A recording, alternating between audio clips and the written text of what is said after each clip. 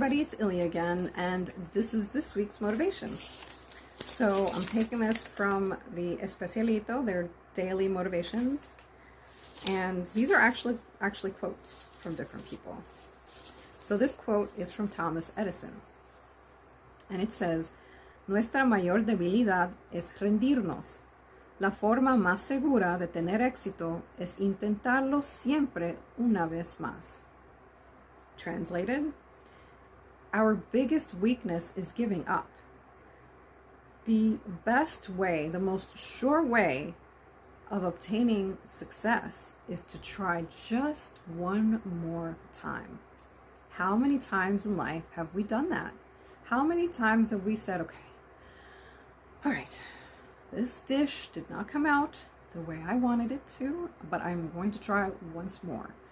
It can get a little expensive depending on what dish you're doing, but let me tell you, once you do it again and it tastes the way you want it to, the way you want it to look, oh, it's like heaven on earth. I've done that on a few occasions where I've made a dish and it didn't come out the way I wanted it to, didn't taste at all the way I wanted it to. And when I tried it again, it was like, it was like this huge celebration, this huge euphoric feeling that, it just motivated me to keep trying different dishes. But then again, it's a little different for me because I love to cook.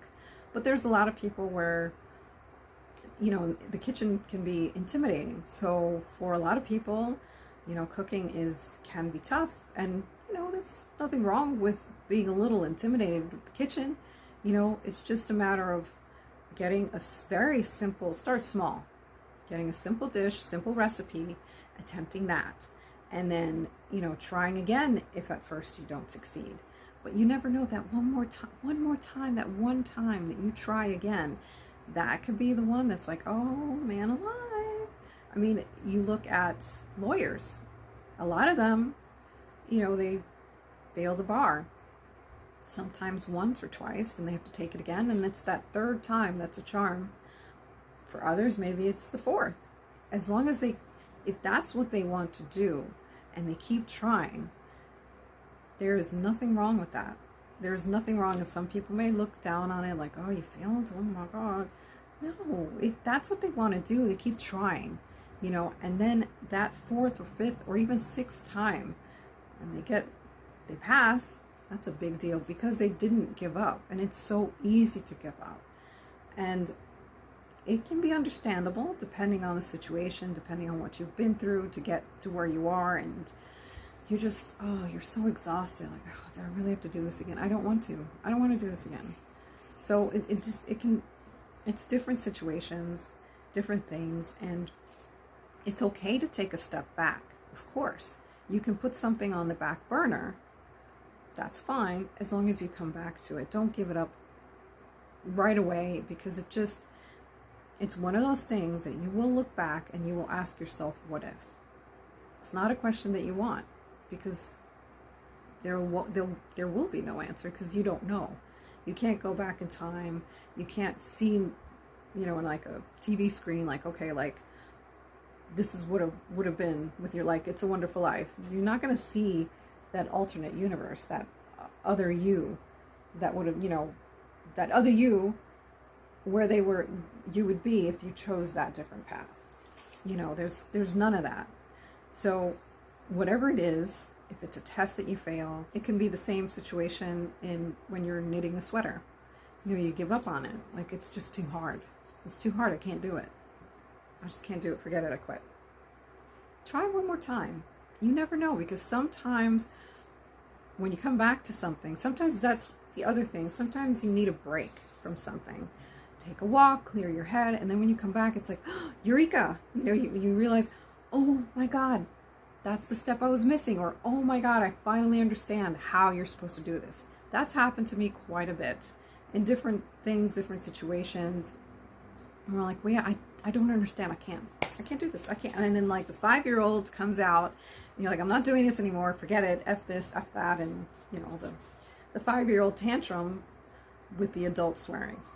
And then when you come back, like, oh, you look at whatever it is, the task or whatever, and then You look at it and are like, fine, one more time. And then you figure it out like, oh my gosh, I can't believe it. And you feel so good because you got it.